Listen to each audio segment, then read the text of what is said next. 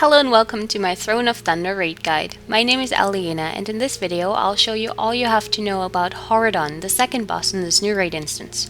We completed this fight with 2 tanks, 3 healers, and 5 DPS, but similar raid configurations may work just as well. 10-man Horridon has 434 million health and is a multi-phase encounter. Horridon himself does not have many abilities, and the crucial part of this fight are ad control and positioning.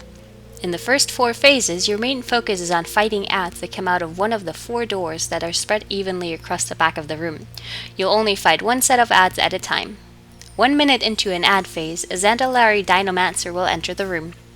Dinomancers need to be attacked immediately. When they're over 50% health, they cast Dino Mending on Horridon, which heals 1% health every second and needs to be interrupted. At 50% health, they deal increased damage but will no longer cast Dino Mending.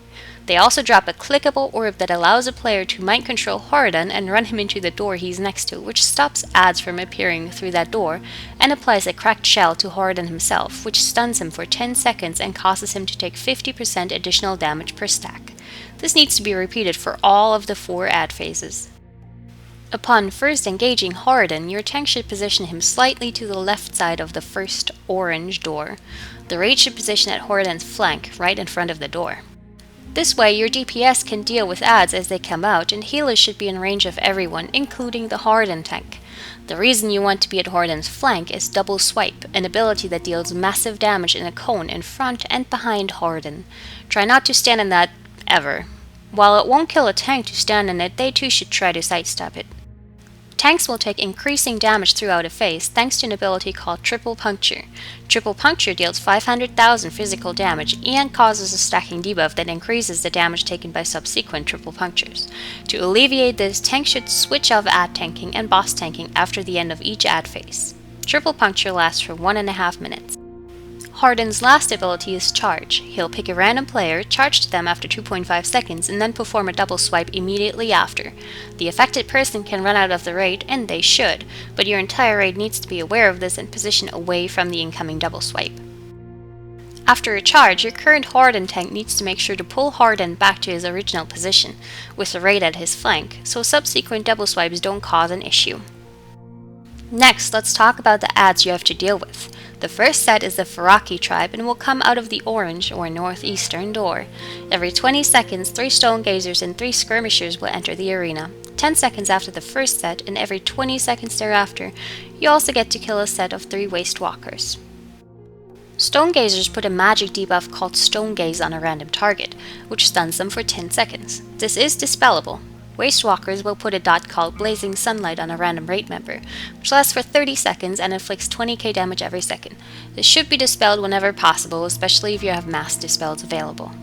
The Waste Walkers also summon sand traps that grow in size over time and inflict massive damage, so don't stand in them. There's no real target priority on the ads, just have your second tank pick them up and AoE them down as they trickle in. 1 minute into the ad phase, a Dinomancer will appear and needs to be brought down to 50% as soon as possible. Have 1 DPS designated to click the orb it drops and crash Horridon into the door, then clean up any leftover ads and put some damage on Horridon while he's stunned. Your tanks and healers should start running to the next green door while Horridon is still stunned. Have your tanks switch off tanking Horridon on every transition so they can reset their triple puncture debuff. The positioning here should be identical to the first phase, boss and boss tank off to the side, right in front of the door. In the second ad phase, you'll face the Gurubashi tribe. You'll contend with sets of 3 Bloodlords and 3 Venom Priests. The Venom Priests cast Venom Bolt Volley, which should be interrupted whenever possible. If it goes off, it leaves a stacking poison debuff on every raid member that should be removed whenever possible. Venom Priests will sometimes summon ads that drop poison puddles on the ground, so don't stand in them. A minute into the ad phase, a Dinomancer will spawn again, so get it to 50%, crash Horridon into the door, and kill leftover ads. The third, blue door, will greet you with a Drakkari. You'll face 2 Risen Drakkari champions and 3 Risen Drakkari warriors every 20 seconds, with a staggered wave of 3 Drakkari frozen warlords 10 seconds later. Champions and warriors have no threat table and will attack random players. Hits inflict a stacking disease that needs to be cleansed. The frozen warlords sometimes summon ice orbs that cast AoE within 8 yards, so your raid will have to move out of those. Once the Dinomancer appears, take him to 50%, crush Horridon into the door, clear up ads, deal some damage to Horridon, move towards the last door, and perform another tank swap. The last door hosts the Amani tribe. You will deal with waves of 2 protectors and 2 flamecasters, as well as a staggered wave of warbears and beast shamans. The flamecasters cast fireball, which can and should be interrupted whenever possible. The beast shamans have a chain lightning ability, so the rate should stay 5 yards apart. They cast a curse on random players that'll give them a 50% chance to hurt themselves when using a spell or an ability. This needs to be cleansed.